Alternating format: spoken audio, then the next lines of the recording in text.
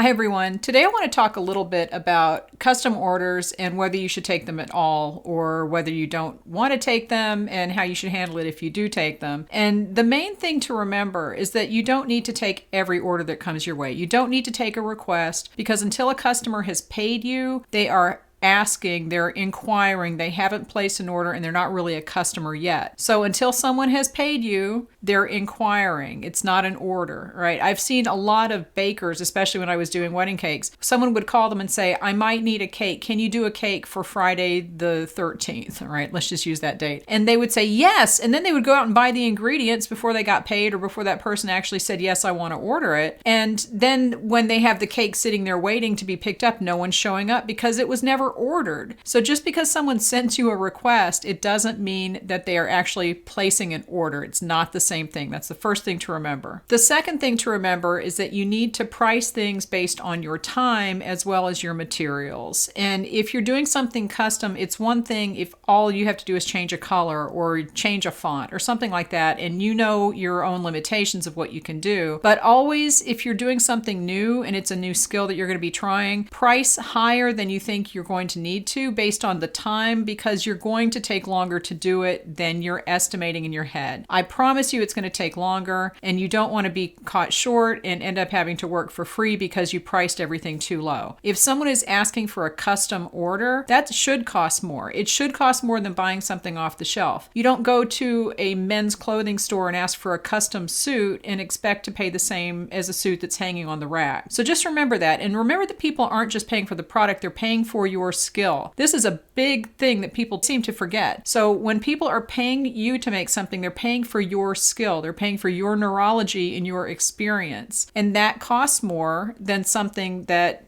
they don't have to, they can just buy it because it's there already. Another thing to think about is never agree that you can copy something. And it's not just the fact that you're copying something. Like if someone sends you a picture, can you make this? Never say that you can do that exactly, because you probably can't. And in their head, when you say yes, they're thinking, I'm going to get this exact thing. Everyone has, like I said, a different neurology. Your product is not going to look exactly the same as someone else's. And that's just a function of having a different brain. So never tell anyone that you can make this look exactly the same. And again, this happened a lot with decorating cakes, because people will send you a picture and then you see the articles later, this is what they ordered, this is what they got. It's because it's not the same person making it. So never promise that you can duplicate someone else's work, because you probably can't. Another thing that you should do is for the love of God, never promise that you can match a color, okay? Because we are sending colors, swatches, and pictures back and forth on computers that all have different color settings. And if someone has a computer open in a dark room, it's going to look different than in a light room. And what is in their head is never going to be the same as the color that you send them, I promise you. So if someone sends you something and says, can I get this color? I just say no. I say, if you're okay with it being a little bit off, that's fine, but otherwise I can't do it. So don't be afraid to say no, you can't do something, because it's better to just turn it off at the beginning than to kind of hope that everything goes well. It's not going to go well. Another thing that I would suggest, especially on Etsy, is that if someone writes to you and says, can you make this? For example, I sell edible moths and butterflies, and every now and then people will send me a request and say, can you make this specific moth? And I usually say, yeah, let me do a little research. I can see if I can find a picture that I can buy to use, and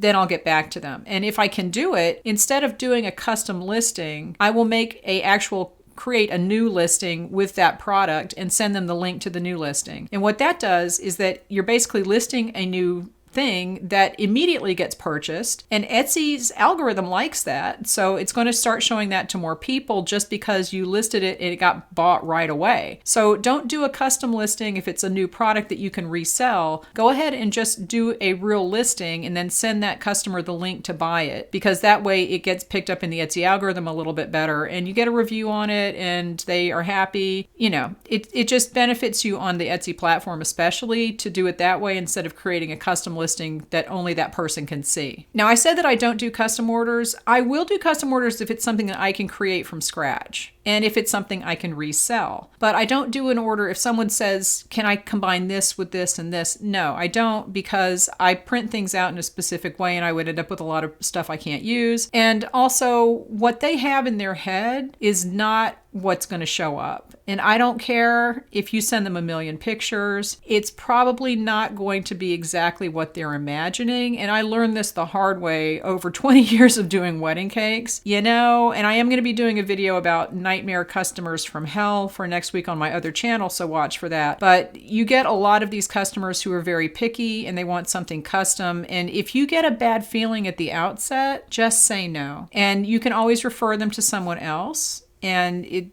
it's just better to do that than to take the job and have them not be happy, because they're going to yell at you.